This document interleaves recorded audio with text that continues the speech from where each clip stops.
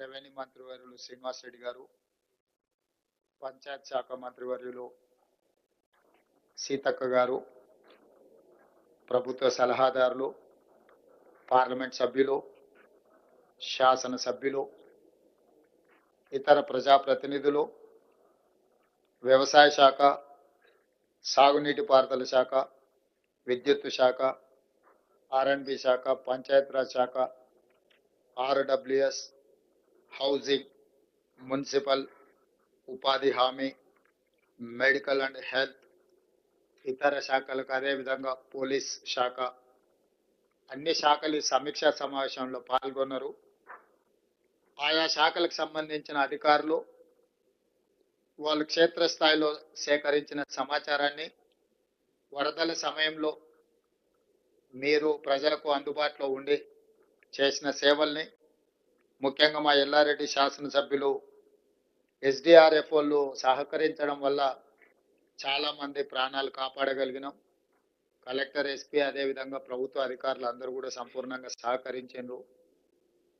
సమస్య ఉన్నప్పుడు క్రైసిస్ మేనేజ్మెంట్లో అధికారులు అందరూ కూడా సహకరించారని వారు చెప్పడం జరిగింది.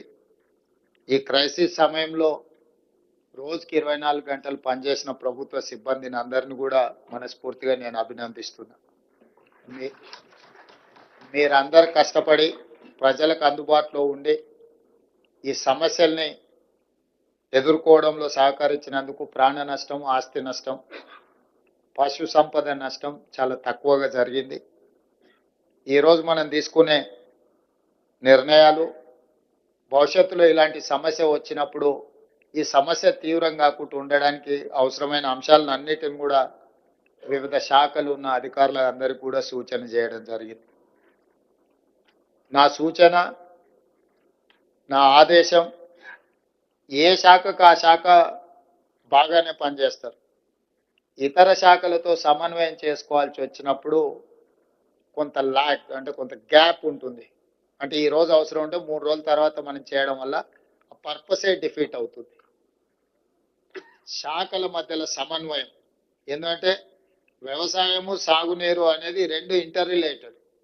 మీకు చెరువులు, కుంటలు లేకపోతే ప్రాజెక్టులు తెగితే ప్రాజెక్టు తెగే వరకు, ప్రాజెక్టును నిలబెట్టే వరకే మీరు చూస్తున్నారు. మీరు తెగిన తర్వాత నీళ్ళని వ్యవసాయ పంట పొలాల మీదకి పోయినప్పుడు వ్యవసాయం నష్టం జరుగుతుంది. ఆ తర్వాత విద్యుత్ శాఖ, ఫాలోడ్ బై అగ్రికల్చర్తో పాటు followed by affected department is electricity department. Sub స్టేషన్లు కానీ, ట్రాన్స్ఫార్మర్లు కానీ, కరెంట్ పోల్స్ కానీ, ఇవి. దీని ఫాలోడ్ బై ఆర్ఎండ్బి అండ్ పంచాయతీరాజ్, రోడ్లు తెగిపోవడం. వాటికి తెలియదు ఆర్ఎండ్బి రోడ్ ఏది, పంచాయతీరాజ్ రోడ్ ఏది, ఇట్లా వాటర్కి అదేం తెలియదు. రోడ్డు అంటే రోడ్డు అడ్డం వచ్చింది, తెగుతున్నది. మనకు తెలిసి ఈ డిపార్ట్మెంట్ వేరు, ఆ డిపార్ట్మెంట్ వేరు అని. అదేవిధంగా మున్సిపల్, పట్టణ ప్రాంతాలలో ఉండే వీటి సమస్యలు. సో ఈ రకంగా రకరకాల డిపార్ట్మెంట్స్, తాగునీరు, ఇవన్నీ కూడా ఒక్కొక్క డిపార్ట్మెంట్ మనం పరిపాలనా సౌలభ్యం కోసం రకరకాల శాఖలను ఏర్పాటు చేసుకున్నాం. వీళ్ళందరినీ సమన్వయం చేయడానికి కలెక్టర్ వ్యవస్థ తెచ్చుకున్నాం. వీళ్ళందరూ ఎక్కడైనా తప్పులు చేస్తే వాళ్ళని సరైన దారిలో పెట్టుకోవడానికి పోలీస్ శాఖను తెచ్చుకున్నాం. కానీ మీరు ఎవరికి వాళ్ళు మా పాటికి మేము ఉంటామని అంటే క్రైసిస్కి తెలీదు, ఏ శాఖ ఆ శాఖ సపరేట్గా ఉంటుంది, వాళ్ళు సపరేట్గా ఉండొచ్చు అనేది. వీళ్ళందరూ కలిస్తేనే క్రైసిస్ మేనేజ్మెంట్. ఈ క్రైసిస్ మేనేజ్మెంట్లో ఒక డిపార్ట్మెంట్ ఇంకొక డిపార్ట్మెంట్ సహకరించుకోవడం సరిగ్గా, అంటే ఆశించిన స్థాయిలో లేదు అనేది నా అబ్జర్వేషన్. కాబట్టి మీరు కలెక్టర్ గారికి నేను ఆదేశాలు ఇస్తున్నా, ఈ సమన్వయ మీటింగులు ముఖ్యంగా పెట్టండి. ఏ డిపార్ట్మెంట్స్ ఏం అవగాహనతో వచ్చినాయి, ఆ అవగాహన ప్రకారం ఆ సమస్యలను ఎట్లా పరిష్కరించాలో కలెక్టర్లు ఖచ్చితంగా సమన్వయ సమావేశాలు పెట్టాలి. Internal coordination is very important than anything. మీరు సమస్యను అడ్రస్ చేయడం కంటే కూడా సమన్వయం చేసుకోవడం. కొన్నిసార్లు రెండు శాఖల మధ్యలో సమన్వయం జరిగితే ఆ సమస్య తొందరగా పరిష్కారం అవుతుంది. లేకపోతే పంచాయతీరాజ్ ఆయన వచ్చి రోడ్ వేసిపోతాడు, మన వాటర్ వర్క్స్ ఆయన వచ్చి కృపాకర్ వచ్చేసి తవ్వేసి పైప్ లైన్ వేసిపోతాడు. వీళ్ళిద్దరు మాట్లాడుకుంటే ఫస్ట్ పైప్ లైన్ వేసినాక తర్వాత రోడ్ వేస్తే ఏ సమస్య ఉండదు. ఇట్లాంటి సమస్యల్ని ఎక్కడైతే ఉందో ఎరువులకు సంబంధించి కూడా ఏం పంచుతారు, ఎట్లా పంచుతారు, అక్కడ ఏముంది, అక్కడ ఏదైనా ప్రాబ్లం ఉందా, కొంత పోలీస్ డిపార్ట్మెంట్తో కోఆర్డినేట్ చేసుకోవడం, లేకపోతే డీసెంట్రలైజ్ చేయడం. ఇప్పుడు 30-40 వేల జనాభా ఉండే మండలానికి 2 షాపులు పెట్టిండ్రు అనుకోండి, దాదాపుగా 10,000 మంది రైతులు ఒకటే రోజు వచ్చి కూర్చుంటే ప్రాబ్లం అవుద్ది. వాళ్ళకి ముందే టోకెన్లు ఇచ్చి నీది 6 తారీఖు, నువ్వు 7 తారీఖు, నువ్వు 8 తారీఖు స్టాక్ వస్తే దీని ప్రకారం తీసుకోండి అని అగ్రికల్చర్ ఏఈలు క్షేత్రస్థాయికి వెళ్ళి గ్రామాలను పిలిచి, ఇప్పుడు రైతు వేదికలు ఉన్నాయి, మీరు అన్నట్టు 2,000 3,000 రైతులకు సపరేట్గా రైతు వేదికల దగ్గర పెట్టి లోకల్గా పోలీసులను కూడా అడుగు, ఇద్దరు కానిస్టేబుల్స్ని అక్కడ నించోబెట్టి ఆ టోకెన్లు ఇచ్చి ఆ రైతు వేదికల నుంచి మీరు యూరియా కానీ ఇతర ఎరువులు కానీ ఏమైనా ఇచ్చిందంటే సమస్య రాదు. ఒక్కసారిగా మంది అందరూ ఒక దగ్గర నిలబట్టి అందుబాటులో ఉన్నా కూడా లైన్ పెద్దగా కనిపిస్తుంది. సినిమా హిట్ అయితే అందరి టికెట్ దొరకవచ్చు, కానీ లైన్ చూస్తే పొడుగ్గా కనిపిస్తుంది. ఆఖరి ఆయనకు మొదటి ఆయనకు సేమ్ టైంలో ఇవ్వలేరు కదా. సేమ్ యూరియా అందుబాటులో ఉన్నా కూడా 1000 మంది లైన్లో ఉంటే మొదటోడికి చివరోడికి 8 గంటలు పడుతుంది. వీడు 8 గంటల లైన్లో నిలబడే వరకల్లా వీడిని సహనం నశించేసి అసలు యూరియానే అందుబాటులో లేదని వాడు కూర్చోవడానికి రోడ్డు కాటం కూర్చుంటాడు. కొన్నిసార్లు ఈడ కూర్చుంటుంది, ఆడ కూర్చుంటుంది అని ఎవడో ఒకటి తీసుకెళ్ళి అట్లా కూర్చోబెడతారు. అందుకోసం అని మీరు టైమింగ్, ఒకప్పుడు తిరుపతిలో కూడా దర్శనాలకు రోజుల కొద్ది పట్టేది, ఇప్పుడు ఆన్లైన్ మీకు టైమింగ్ ఇస్తున్నారు, ఈ టైంకు నువ్వు వచ్చి దర్శనం చేసుకో అని.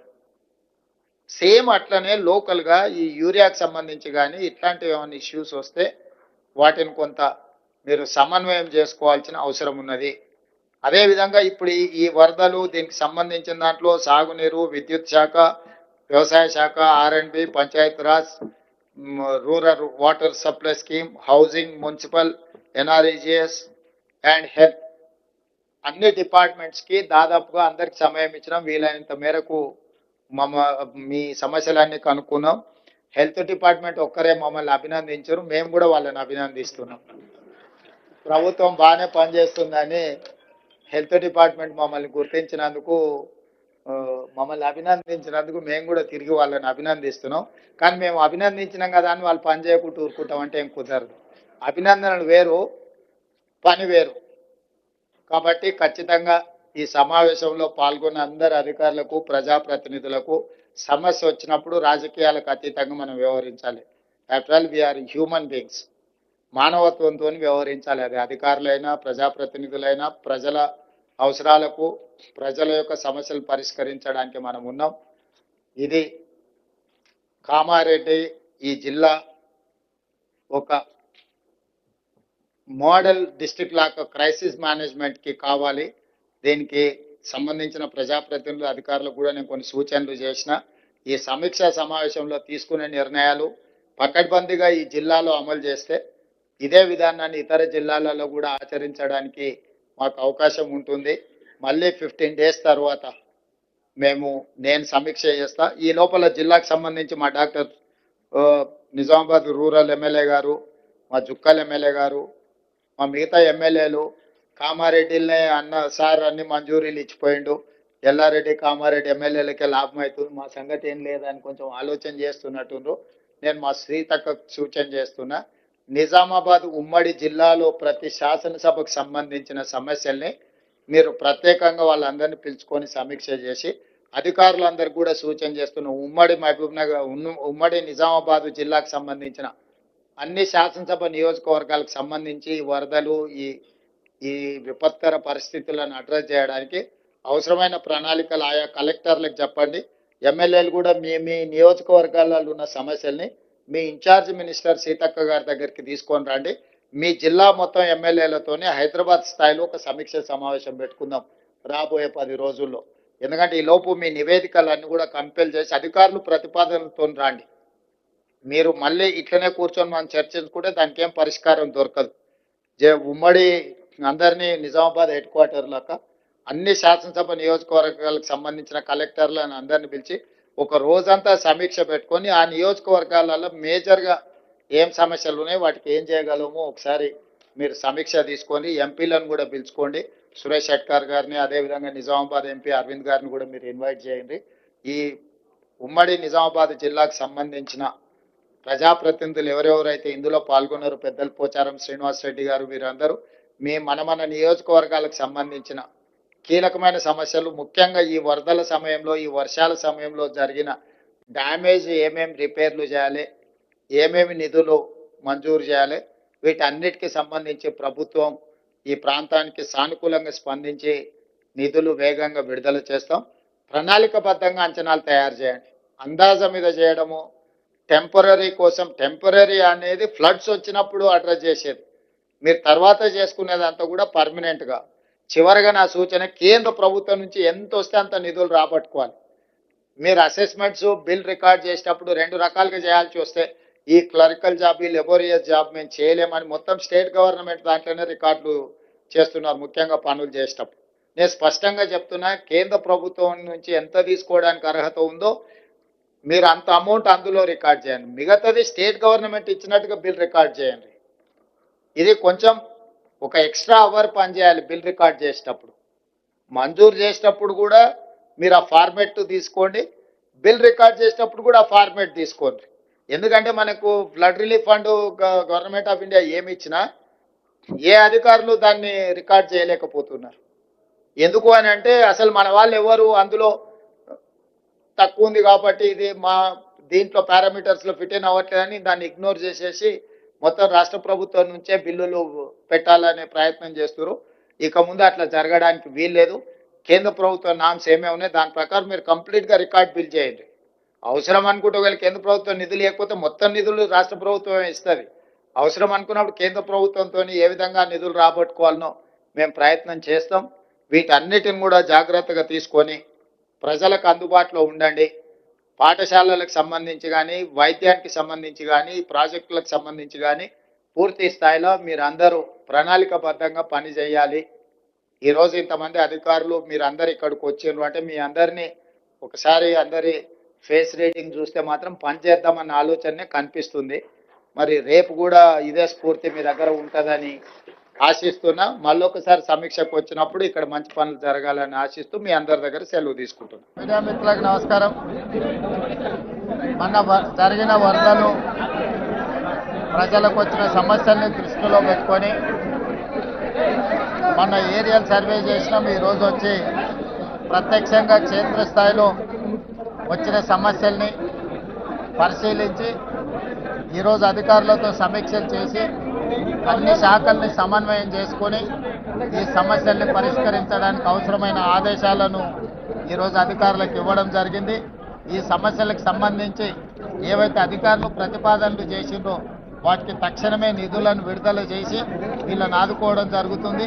ఇదే కాకుండా ఉమ్మడి నిజామాబాద్ జిల్లాకు సంబంధించిన అన్ని నియోజకవర్గాలలో ఈ వరదలు వర్షాల వల్ల వచ్చిన సమస్యల్ని ప్రత్యేకంగా జిల్లా ఇన్ఛార్జ్ మినిస్టర్ సీతక్క గారిని సమీక్ష చేసి నివేదికలు తయారు చేయమని చెప్పినాం.